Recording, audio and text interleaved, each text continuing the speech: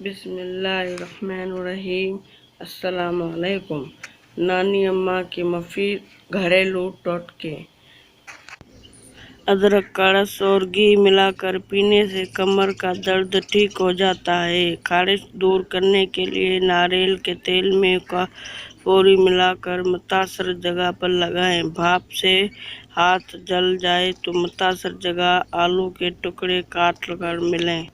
تندوری روٹیوں کو تازہ کرنے کے لیے ان پر پانی لگائیں اور گرم توے پر بالکل ہلکی آنچ پر پہلے سے ڈھک کر رکھ دیں۔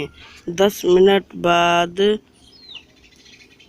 روٹیاں تازہ ہو جائیں گی۔ تھوڑے سے پانی میں سرکہ ملا کر سبزی پر چھڑک دیا جائے تو سبزی ایک ہفتے تک تازہ رہتی ہے۔